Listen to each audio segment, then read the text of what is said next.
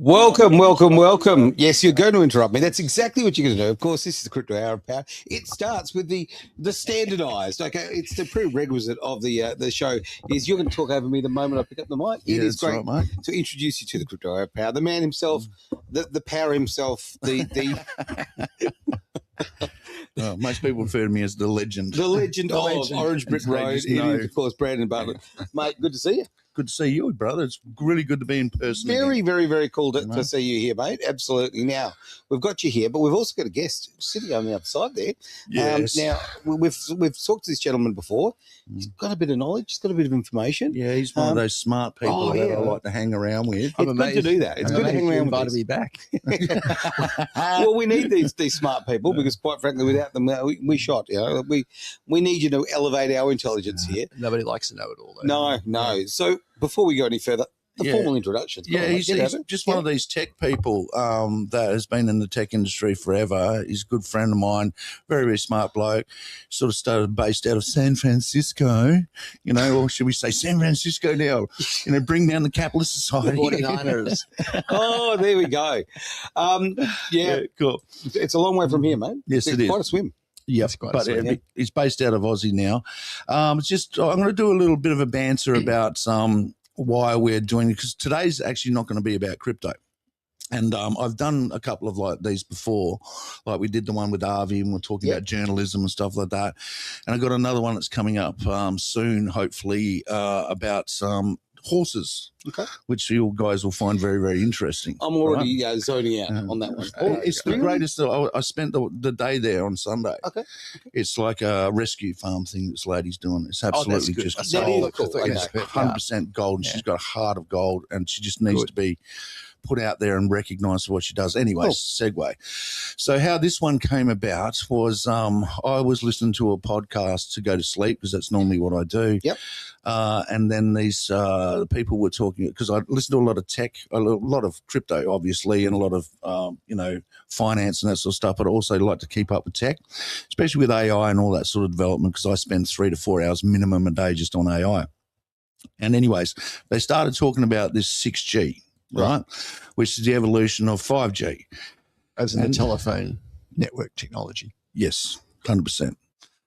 And what it's going to do and the implications of the future and stuff like that. And it scared me that much that I got up out of bed and I jumped on the computer and went down a rabbit hole and started researching it. And come about 2:30 in the morning, I finished up.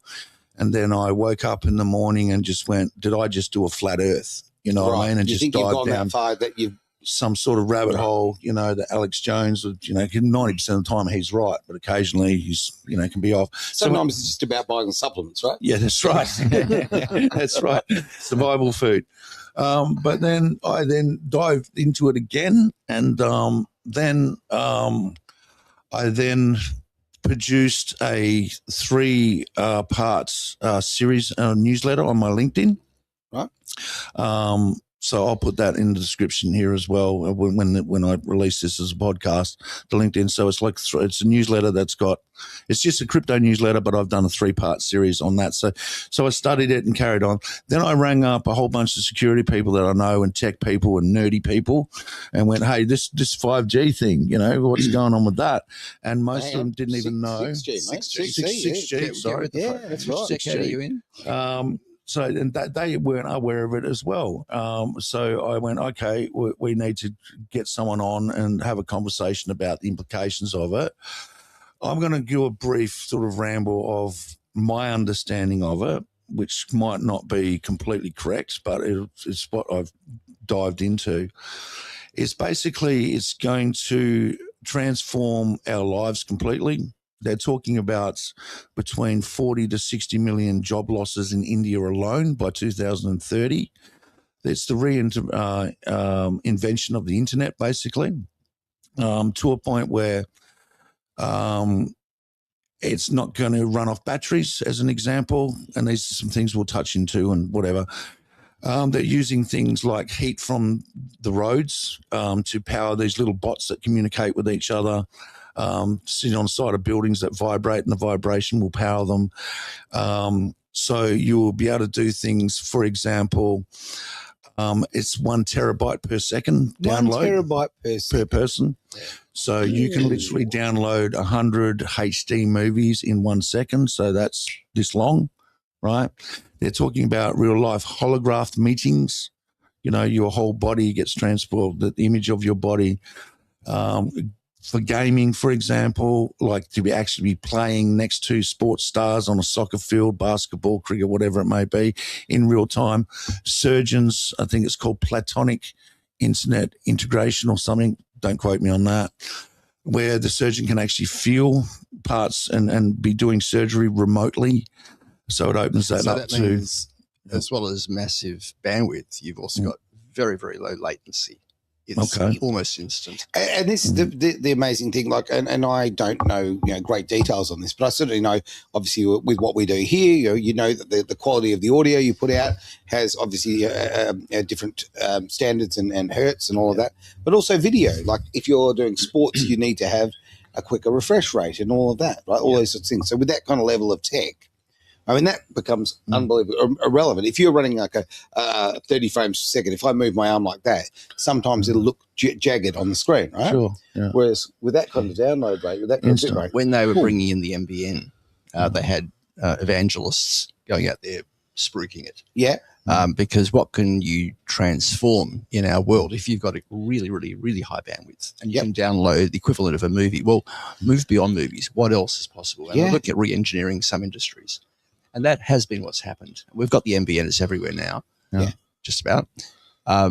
This is another quantum, a quantum change again. So we're using what was radio waves is now using something almost that's a light ray, like a photon of light. It's not quite light frequency. Yeah, it's a little bit on the underside of that. So if you go into the infrared and just below infrared. Right. So it's a really, really, really high frequency, which is why you can carry so much more density of information at the speed of light. It's everything's at the speed. Photons are always at the speed of light, whether it's a microwave, a radio wave, a cosmic ray. But the higher the frequency, the more information it can actually carry. Is that right? And so, but it also means that it can't penetrate through some things. Light, for example, is such a high frequency that, or at the right frequency, where it will not travel through a wall or a tree. Okay. But a radio wave, which is much lower frequency, will. Yep. Okay. So as you go to higher frequencies, there are barriers. And so what you'll see with this, which is almost at the speed of, at the frequency of light, not the speed of light, almost at the frequency of a normal light photon that we see with our eyes, it won't go through materials very well. Therefore, we need a lot of transmitters that are relaying the signal around, hence what you were talking about with the Internet of Things. Yeah, they're talking about floating aerials in the sky. Yeah. Well, I mean, this is a hell of a leap because, it feels like 5 seconds ago we were talking about 5G towers and the fact that, they're everywhere. They're everywhere because 5G requires a shorter distance between them, right? And I'll relate this in the sort of my terms and what I would hope a lot of people would probably, think like me. Remember the old days when we had AM radio, okay? Yeah, I know it still exists, but AM runs along the ground. It's a big, slow, gentle wave, and it can go a really, really long way. Now, FM is a high frequency modulation. That's what FM stands for. And it's like this, right? And when things get in the way. And you get a high fidelity. Spot on. Yes. So you're getting more information, higher quality, but it's stopped by, walls or tunnels or buildings or whatever, right? So I assume this is that, but times, a million. Exactly right. So this is an exponential scale. Sure. Yeah. And what it means when you've now got we will need to have sensors all over the place that are relaying these signals, particularly in a mesh network. So you can walk around and you will always want to be connected. Yeah. But that means the sensors are also now picking up where you are, where you're walking. Yep. Now, we can already kind of do this now even with a Wi-Fi router in your house. Yeah, it's emitting signals. Yeah, you're telling me that's on the phone the other day, and it scared the hell out of me. Yeah, no, this is published. I learned about this about 6 months ago. I think it was MIT University was doing some experiments where they could detect where a person was, even through a wall on the other side, using a combination of artificial intelligence detecting the variations in the signals. Yeah. So the the frequency that like a Wi-Fi router uses is kind of the 2.5 to 5 gigahertz. That range doesn't go through water very well. Okay. You're a sack of water walking around. You're effectively acting like a lens. Yeah, right. Okay, so when it hits you, it identifies you. It changes the signal. And if you're AI, and AI can look at gobs of data and distill it down, and it can see a changing pattern. It can work out not only where a person is, but what they're doing with their arms. Sure. And this is essentially seeing through walls. What they're typing. Look, I've been working very hard to cover as much signal as I can. Yeah. You're doing well. You're doing well. There's a lot of very good to achieve something. You got to have goals, right? You're carrying weight. There's so many incredibly positive things about this. I can see straight away in medicine there'd be a massive amount of benefits there, being able to look into the human body in ways that we haven't before. All of that. There's a lot of positives, but geez, I've also watched the Terminator movies, right? Like I used AI what am I talking about? I've used AI today, all right? And I'm using it more and more every day. So I'm embracing it, but at the same time, I've got a degree of fear about it. I mean, I really do. I think that this level of tech is so intrusive into human beings. Sure. End of the day, we are okay. We're cells and water and all those kind of goodies. Some of this tech can't be good for us. So certainly not psychologically. It's like a seesaw. There's always scare the hell out of us, Graham, please. Yeah. So no, I'm not going to scare you, but there's always a balance point with there's a incredible advantages that it opens up, but there is also issues of personal security, and it depends on who is controlling this, who has access to manage this, and this is not my domain. This is Brandon's domain, but if you don't trust the guy that's in power, it depends on which country you're in. It can be used for who knows what, like nefarious. Yeah. And there might be some things that you want to do personally that you do want to be invisible. Yeah. Let me say private. Yeah.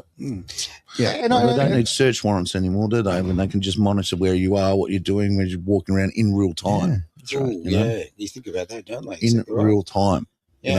But also the technology is basically it talks to itself, so it's like it's a learning mechanism of itself. So they're talking about things like traffic prediction, you know what I mean, like on certain days, that sort of stuff, to reroute things, and there's a lot of positive things that are coming out of it. I don't want to play negative Nancy here. I mean, anything in life I do. It scares the hell out of me. I'm as I say, I'll use the convenience of it, but I am frightened of it. I think that if the wrong people get hold of it, I mean, you've just said with politicians, let's face it, we've an all-time low trust in our politicians across the world, right?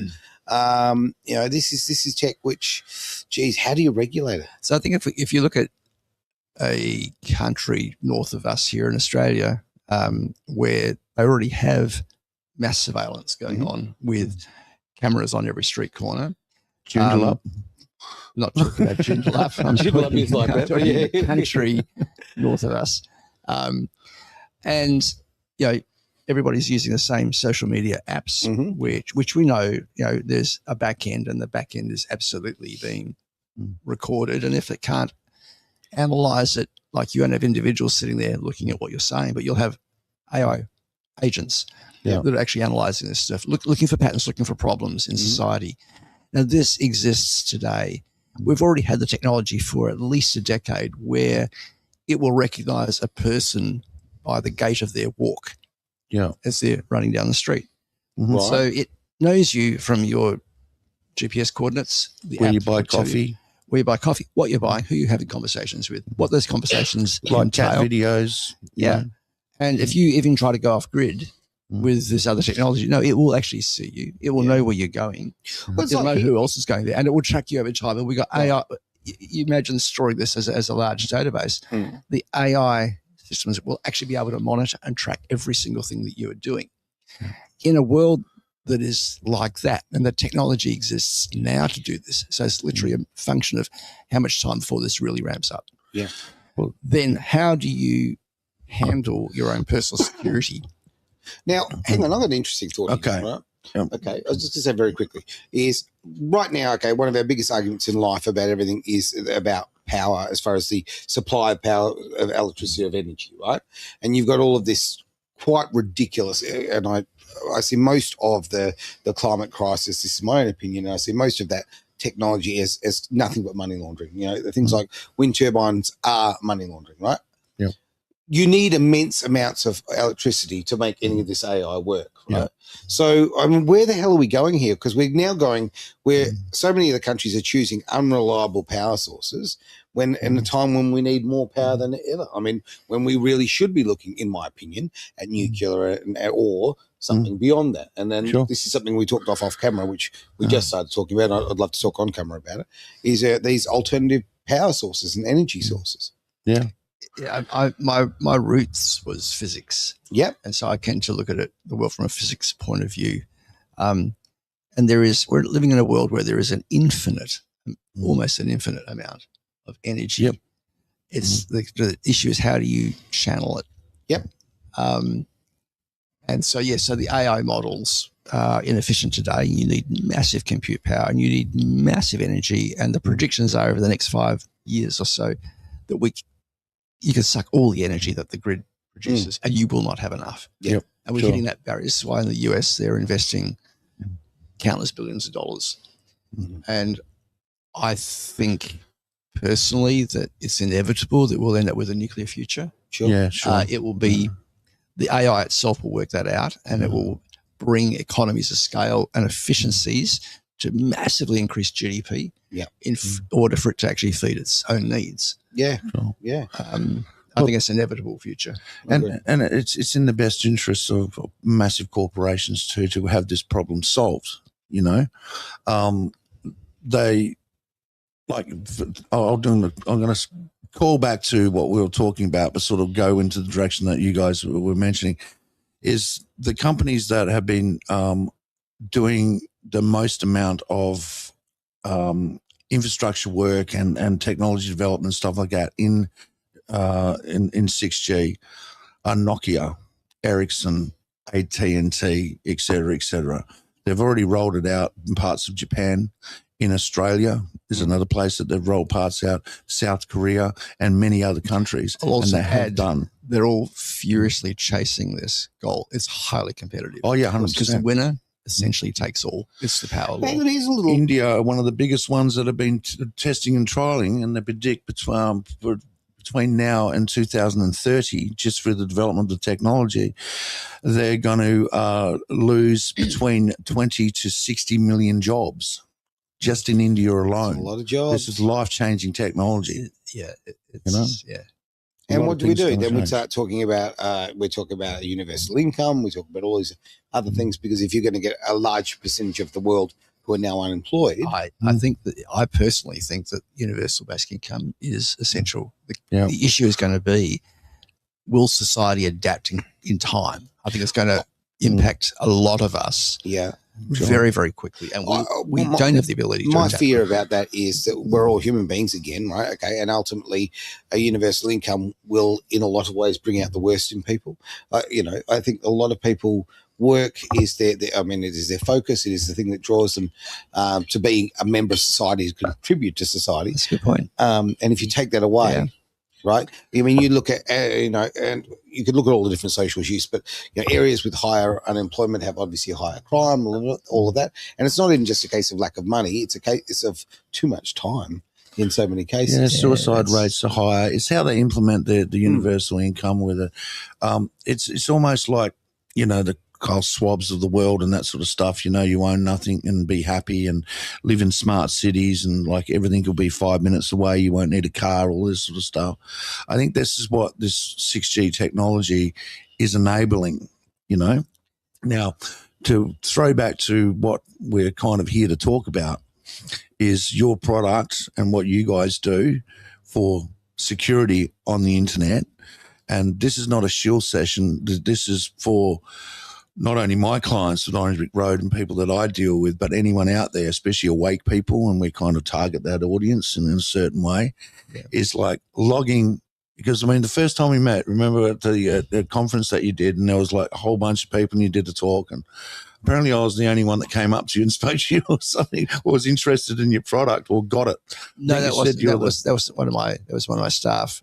Right. I wasn't there. Most people come up to me afterwards. Right. I mean, you are quite the rock star. You know, I get that. Okay, well, on that front, so because I don't know about this, so I mean, obviously, security in the tech is massively important, right? Okay, you lock your doors for your home and your business and your car and whatever. Then why the hell wouldn't you with where you're the most vulnerable? And you are, right? Okay. Yeah. So tell me a bit about it. Well, see, that's what I just want to brief on that before we go. Is when you showed me and you did demo and all that sort of stuff, and we got together, I never wanted to get on the internet again. You know what I mean? He just went, okay, do you realize this? Do you realize that? Yeah. When you're going into your bank account, for example, on your social media, whatever it may be, and then I went, okay, well, you know, how do I get around this? You know, I can distill it down very, very succinctly. You can't trust the network you're on, and nor can you trust the device that you're using. Sure. There's today AI agents in every device. Is there by default. Yep. It's called client-side scanning. It's looking for anomalies. It's called client-side scanning. Okay. Gee, the that operating doesn't sound system, ominous at all. No. the operating system is looking for anomalies and it reports that back to head office. But you've got no control over what is being captured and what is being sent back, how long it's being stored, who else has got access to that down the line and afterwards. The cybersecurity threats, which is what I'm dealing with today, are undetectable. It's no longer a virus. I haven't used antivirus software for probably 10 years. Okay. It's not a virus. It's legitimate code doing the wrong thing. Okay. And you can't detect this. Info stealer malware is a generic term for it. Okay. Is on your device. You have no idea. Every time I see the word cookies, I think, oh, here we go. The eyes roll. Yeah, and you can use incognito mode to get rid of this. Cookies, it's irrelevant. Okay. I've got stuff on your device that I've injected through nefarious means.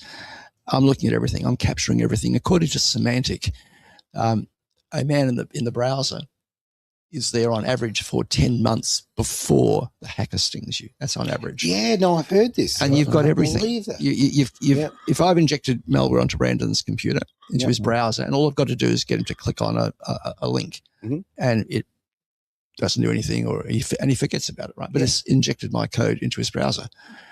Somewhere over the next few weeks, I'm going to get every username password that he's entering. I know his mother's maiden name, his dog's first name. Right. I'm now one step away from tricking you to revealing your second factor when you log into your bank account or your crypto wallet or whatever. And now I can do this because I've now got control of your browser. It's social engineering. Yeah. It's quite simple. So 2FA is the solution that the industry has come up with. This is like another device. So you're going to get an SMS text message to your phone using Google Authenticate to come up with a one-time passcode, whatever. Okay. Yep. I'm going to enter that in now, but as you enter into your browser, my software is picking that up instantly, and I've automated the process. That one-time passcode will be issued once, but it can be used many times in the next 35 seconds. Okay. I've got your money. I've got your crypto. I've got enough information to hold you to ransom. I can redirect a financial transaction. There's a lot of things that I can do. What's your browsing history and blackmail you? Yeah. Like I think if we roll back to April last year, 2025, there was a headline news, ABC, Channel 7 and others across Australia, 40,000 banking passwords to Australian banks were found for sale on the dark web. Now, these were not stolen from the bank. These were stolen directly off people's own devices. So this is a big problem. So we're not even talking about the breaches of the banks or the government departments or whatever. We're talking about just literally them going straight to the source. The 99.99% of cyber attacks target the end user's device. Okay. The goal is identity theft, is to capture your credentials to online services, capture your crypto, private keys, your passwords. If you're using a password manager, which we have to do because how can you remember so many passwords? When it loads your encrypted password into a web form, you see the asterisks. The asterisks are simply a mask for the person sitting in the chair next to you. Any software in that browser sees that as clear text. It's no longer encrypted. Okay, so it's only for the visual, like you said, something behind you or next to you. Correct. It's clear. You haven't pressed login yet. So your password manager actually exposes your credentials to malware. It can't not do it. This is a design flaw with the way browsers work. Okay. So what is the answer? Well, this is what we set out to fix. And we just had our 15th patent granted in the US, which is our major market, on our primary product about 14 days ago. Okay. Which I'm absolutely stoked about. Merry Christmas. Yes. My investors were so happy. So what we do is we actually sidestep everything on your device. So if you want to do, for example, a cryptocurrency transaction, you want to log into your exchange, into your wallet, into your bank account, or do something of real value, don't use your computer. Go down the street, buy a brand new laptop. Use it once and throw it away. And do that for every transaction. It's a bit expensive. It's a little impractical. Yeah. But we can use the cloud to do this. Okay. And so one of the technologies that we have patented worldwide now, which we did probably about 10 years ago, how to build a virtual machine instantly. Now, I remember talking to you about this, the virtual machines. It's fascinating stuff. It's a pristine machine that has never existed. Right. It's a golden image. Essentially, it's hardened. And we do that in effectively a second. So it's a virtual machine, no physical element, obviously, and you're creating it, and you're doing the job, and then you're throwing it away. Yeah, we'll do this in a remote data center. The desktop screen of that is transmitted into your browser. So it looks like it's running locally on your device, but it's literally just an image. It's a graphical proxy. Yep. Okay, software cannot inject itself. It's like trying to hack a television station from your television. You can't do that. It's impossible. Okay. We've got an encrypted connection to the remote machine. Yep. Encryption has not been broken. And you've got a stream of pixels, and pixels do not carry code. You do your banking from that remote machine. Yep. So you're acting now like a ventriloquist almost. You're working remotely, and that machine could be anywhere in the world. I do this every day. So every day, not this, but every single day I sit down on the computer at home before I come into work, and I remote in, and I can see that computer up on the screen, and I'm using the screens here at Edge, but I'm literally sitting at home doing it, right? Yep. So I'm controlling a computer that's nowhere near me. You're effectively doing the same. That technology is called virtual desktop infrastructure, VDI. Yeah.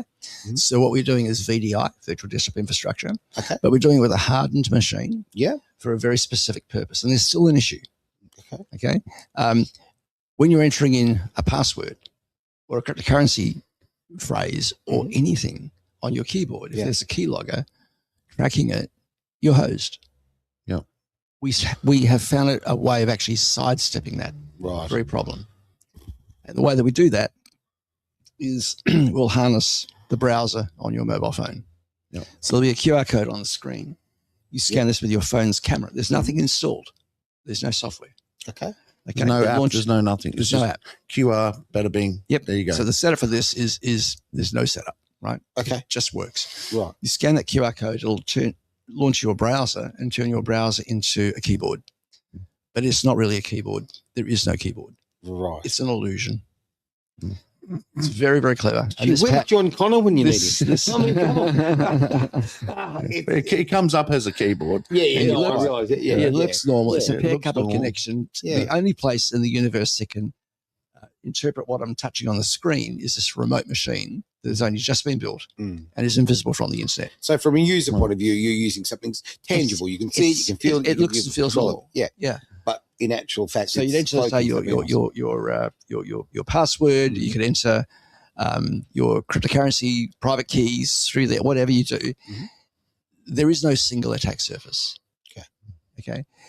You log into your bank, into your crypto exchange, into your wallet. You complete your transaction. You can do all three things. Log into your wallet, reconstruct your HD, your hierarchical deterministic wallet in the machine. Log into your bank account, log into your cryptocurrency, and then when you log off, that machine evaporates. Yeah, it's disappeared without trace. There is no cookies. There is no breadcrumbs. You're secure. You're anonymous and untraceable from hackers and trackers. Yeah, and just to circle it back is, with this 6G thing is that passwords and encryption are going to be very, very easily done now with the amount of information that can be transmitted and the amount of viruses that can be put on and malware and stuff like that. Yeah, I'm quite certain that what we've developed here is actually so fundamental. Yeah. That and the technologies I'm talking about is standard encryption, standard encoding. Yeah. These things are not broken. Yeah. You would need billions and billions of years to decrypt this. And if you succeeded, you'd have contextless, meaningless encoded data. Yeah, with the 6G coming out and what people can do with it and that sort of stuff, it just makes everything that you're doing online more vulnerable. I think unless you're signing in using something like you've got, once again, not shilling it, I'm just literally saying the reality of it is that I literally won't get into a point where I don't want to log into my bank account because of keyloggers and all the other stuff that's coming through, I think I'll summarize it like this. If you've got a transaction to do that your career depends on or your family's future depends on, you can't trust your own device and you've got no idea what's happening on that network. What do you do? Vanishing Point is the solution. Yeah. Okay. Vanishing Point. The product is called Vanishing Point. Oh. It makes you invisible to hackers. Yeah. And on a potentially compromised device or surveillance on an unsecured network. I think it's absolutely brilliant. I mean, I just think about everything we do in our daily lives. We're using our phone, which is a computer, right? It's a supercomputer that we've got in the palm of our hands. We're leaving ourselves incredibly vulnerable. If you're talking about tech that can download what terabyte a second or whatever it was, okay? It's not like you can out-type it, okay? No. I mean, I type 3 words a minute, so I've got no chance anyway.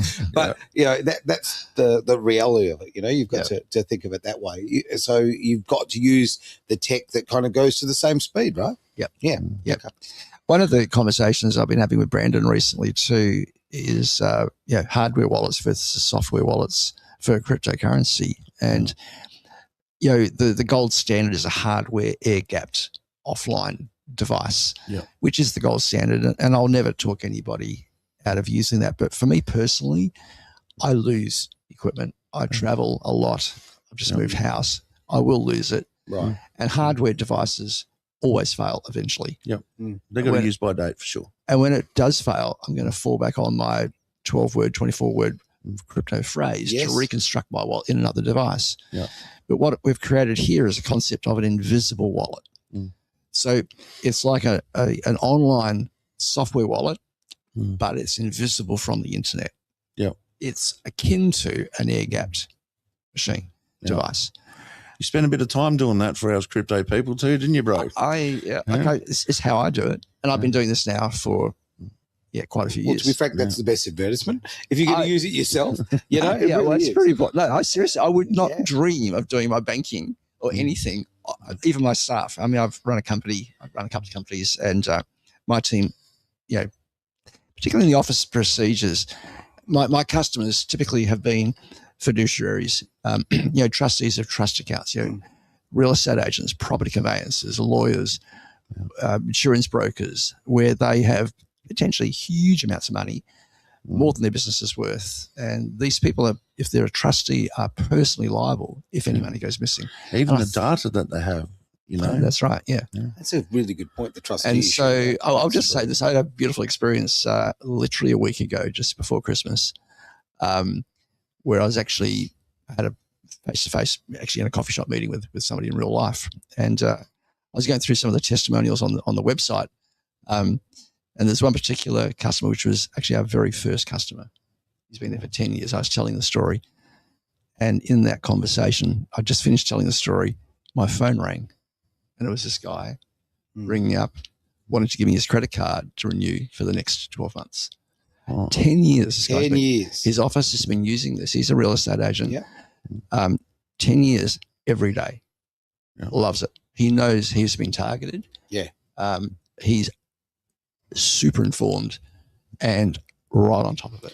In my own life, right? I used to think this is something that happens to other people, right? It's the old story. Oh, yeah, other people get hacked. But, okay, when I look in my friendship group and I think about the financial things that have happened to people, I know people have literally gone through this and had their accounts, emptied and stolen. I've got 3 friends who had their bank accounts frozen by the banks. I know that's not the same thing, but it's still an incredible electronic intrusion into your life, right?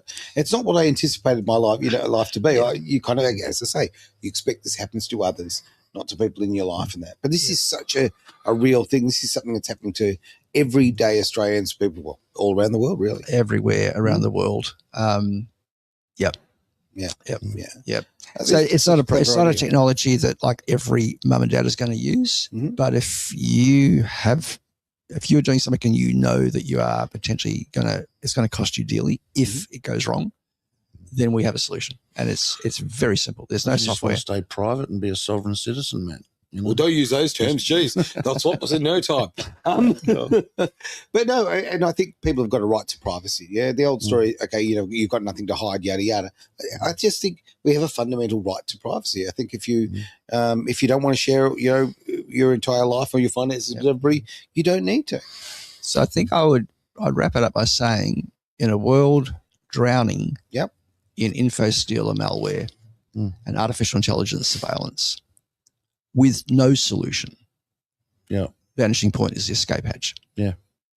I agree with that, brother. It's a good way to finish, isn't it? And on that bombshell, let's get out of here. Bombshell. Thanks for being part of the Crypto Hour of Power, which we didn't talk about crypto, but we talked about an excellent product called Vanishing Point. Get onto it. Security.com. Yeah, links will be in the description. They certainly will be. Thanks for being part of the show here on Edge Radio Thanks, Australia. Cheers, guys. Cheers.